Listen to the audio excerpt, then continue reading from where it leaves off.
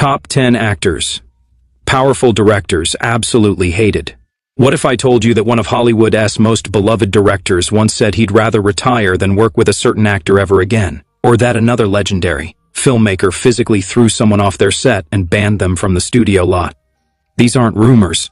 These are real feuds that tore productions apart and ended careers. From public humiliation to behind-the-scenes sabotage, some of cinema's most powerful directors have waged war against actors they absolutely despised.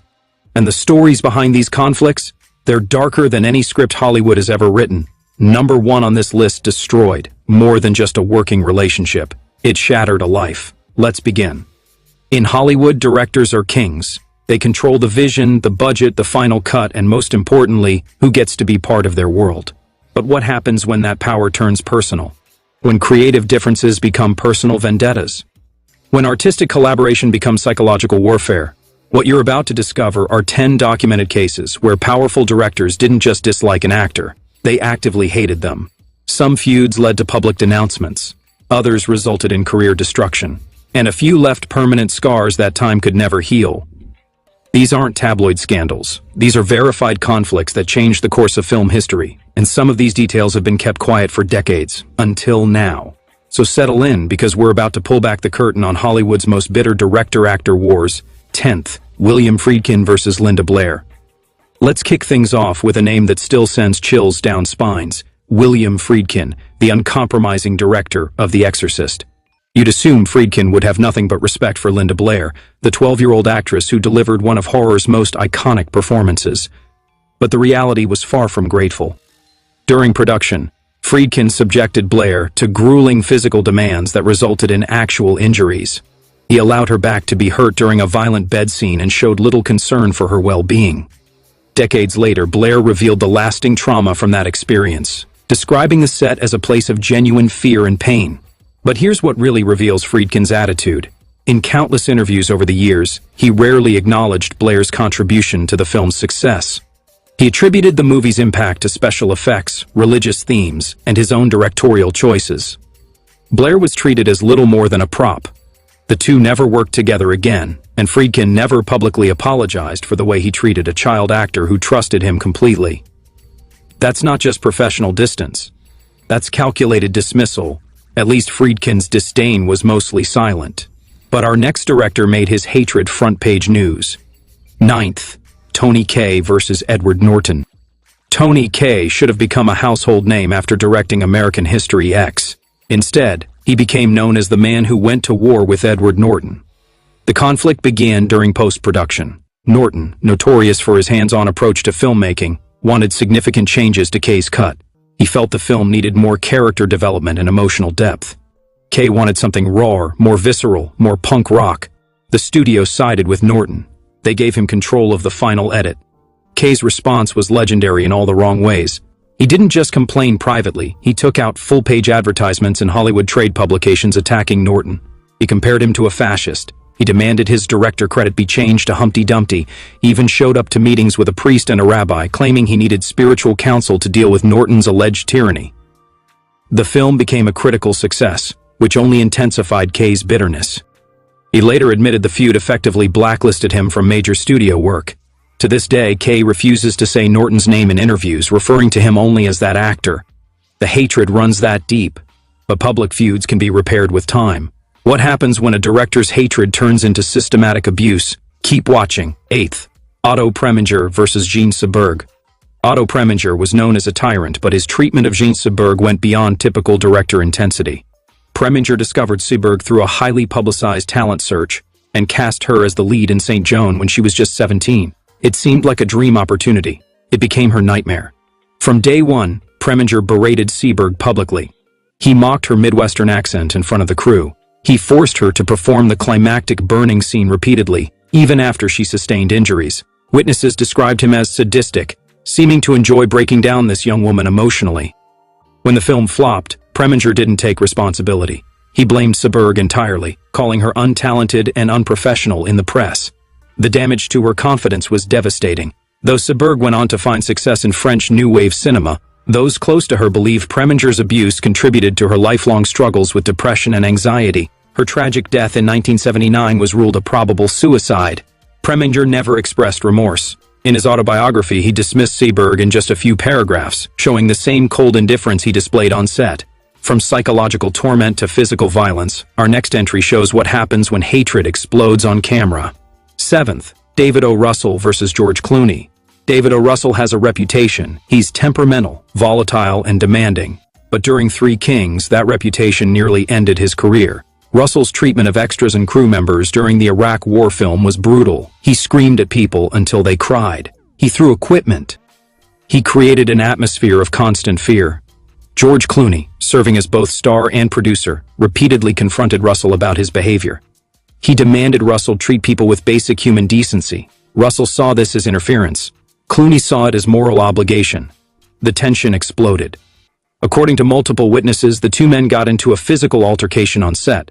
Clooney reportedly put Russell in a headlock. Production had to be halted. The situation was that serious. After filming wrapped, Clooney made a public statement that he would never work with Russell again under any circumstances. He called him miserable and suggested Russell needed professional help. Russell fired back, dismissing Clooney as a pain in the ass who didn't understand artistic vision. Years later, neither has softened their position. The hatred is mutual and permanent.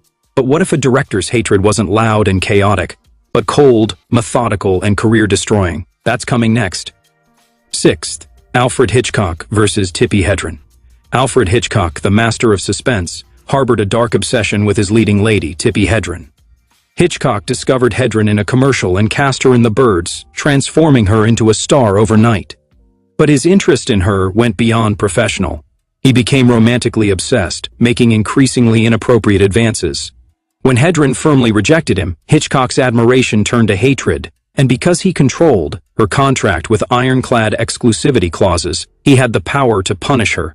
During The Birds, he subjected Hedren to 5 days of filming where real birds were thrown at her, pecking and clawing until she was genuinely traumatized. He told her it would only take a day. It was calculated cruelty.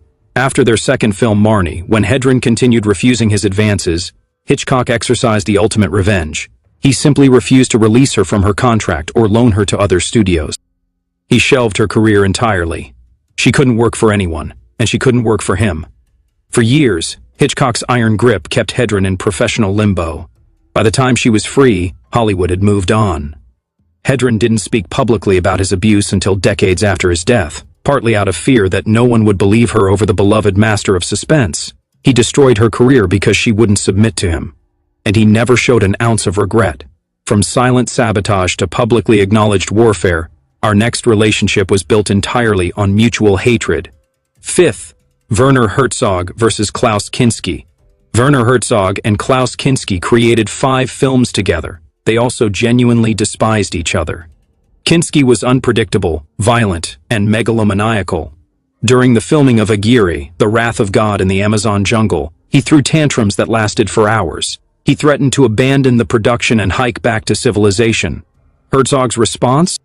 He calmly told Kinski that if he tried to leave, Herzog would shoot him dead.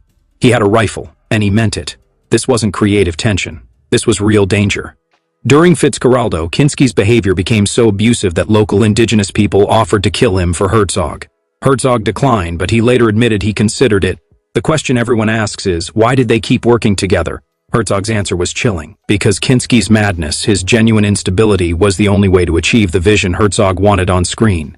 He needed someone truly unhinged, and he was willing to risk his own safety to get it. After Kinski's death, Herzog made a documentary titled My Best Fiend. In it, he openly admits that while he respected Kinski's talent, he truly hated the man. The film is equal parts tribute and confession. Their relationship proves that sometimes hatred can produce art, but it always comes at a cost. We've seen public battles and dangerous partnerships. But what happens when a director uses hatred as a directorial tool? The answer is deeply disturbing. 4th, Stanley Kubrick versus Shelley Duvall. Stanley Kubrick's treatment of Shelley Duvall during The Shining is one of the most controversial stories in cinema history. Kubrick was a perfectionist who believed in breaking actors down to capture authentic emotion. With Duvall, he took this philosophy to an extreme that many consider abusive. He isolated Duvall from the rest of the cast. He dismissed her ideas and concerns. He forced her to perform the famous baseball bat scene 127 times, far more takes than he demanded from any other actor on the film. He wanted her exhausted, desperate, and genuinely terrified. It worked. Duvall's performance in The Shining is raw and haunting, but the cost was devastating. Duvall's hair began falling out from stress. She became physically ill. She cried so much during production that she kept a bottle of water nearby to prevent dehydration. In behind-the-scenes footage, you can see her emotional devastation is real. Kubrick showed no sympathy. To him, her suffering was simply part of the process. He saw her not as a collaborator but as a tool to be used and discarded. In later years, Duvall's mental health declined significantly. While we can't draw direct causation, those close to her believe Kubrick's treatment left lasting psychological scars. Kubrick never apologized. He never acknowledged the harm. In interviews, he spoke about the film's technical achievements and rarely mentioned Duvall's contribution.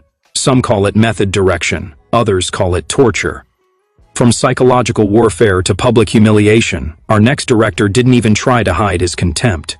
Third, Robert Altman versus Ryan O'Neal. Robert Altman was known for his collaborative, improvisational style. But with Ryan O'Neal, he showed a side that was deliberately cruel. During the production of Malibu Express, Altman treated O'Neal with open contempt. He mocked him in front of the crew, made jokes at his expense, and created an atmosphere where everyone knew O'Neal was the target. But the real insult came later.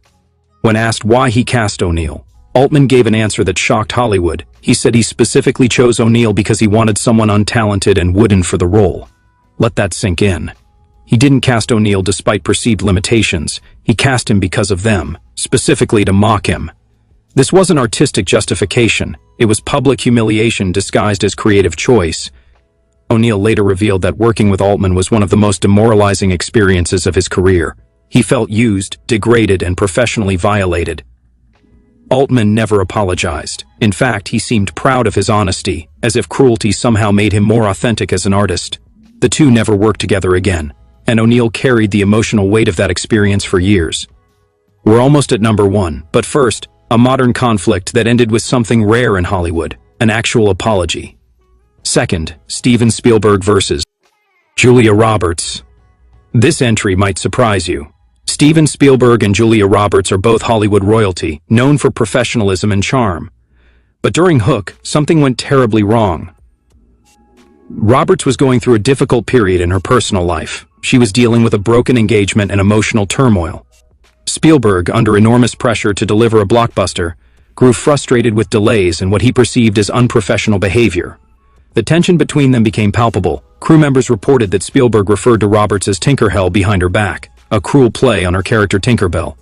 Roberts, feeling unsupported and attacked, withdrew further. The production became toxic. What should have been a magical experience became a trial for everyone involved. Here's what makes this different from other entries. Spielberg later admitted he was wrong. In interviews years later, he called Hook his biggest regret, not because of the film itself, but because of how he handled Roberts. He said he failed as a director to support her during a vulnerable time. He took responsibility. Roberts, to her credit, has been gracious about it, though she rarely discusses the film and has never worked with Spielberg again. Even with an apology, some relationships can't be repaired. The damage was done. And now, the moment you've been waiting for. The number one director-actor feud that didn't just end a working relationship. It ended a career. Forever. First, Lars von Trier versus Bjork. Lars von Trier's collaboration with Bjork on Dancer in the Dark represents the darkest side of director-actor relationships. Bjork, primarily known as a musician, agreed to star in von Trier's musical tragedy. She trusted his vision. That trust was brutally violated. Von Trier is famous for his psychological manipulation of actors. He uses emotional warfare to extract performances. With Bjork, he went further than he'd ever gone before.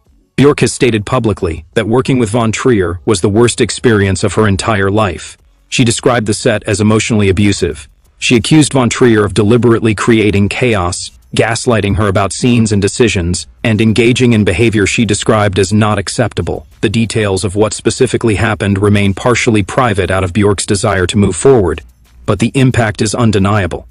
After Dancer in the Dark, Bjork vowed never to act again. And she hasn't. One of the most creative minds of her generation was driven completely out of cinema by a single director. Von Trier, for his part, admitted the production was a war, but he framed it as necessary sacrifice for art, showing no real accountability for the psychological damage he caused. Bjork's response was more subtle but more powerful. At the Oscars, she wore a dress designed to look like a swan lying on the red carpet in an absurdist protest against Hollywood's entire system. It was her way of saying, "You can't break me, but you'll never have me again." This wasn't just a feud, it was the destruction of an artistic relationship so complete that it removed a brilliant performer from an entire medium. Von Trier got his performance, but at the cost of Bjork's willingness to ever trust a director again. That's why this is number one. Because the hatred wasn't just mutual, it was fatal to possibility itself. So there you have it. 10 actors who faced the full force of directorial power turned personal. Some survived and rebuilt their careers, others never fully recovered. But all of them learned the same hard truth. In Hollywood, when a powerful director decides they hate you, there's often nowhere to hide. These stories remind us that behind every film there are real human beings. And sometimes, the cost of art is paid in trauma, dignity, and broken trust. Now I want to hear from you. Which of these feuds do you think crossed the line from tough direction into genuine abuse? Should directors face more accountability for how they treat actors? And are there any director-actor feuds we missed that deserve to be on this list? Drop your thoughts in the comments below. And if you found these stories as shocking as I did, smash that like button, subscribe for more deep dives into Hollywood's hidden history, and turn on notifications so you never miss an upload. Thanks for watching. I'll see you in the next one. Comment-driving question. If you could go back in time and intervene in one of these toxic director-actor relationships to protect the actor, which would it be and why?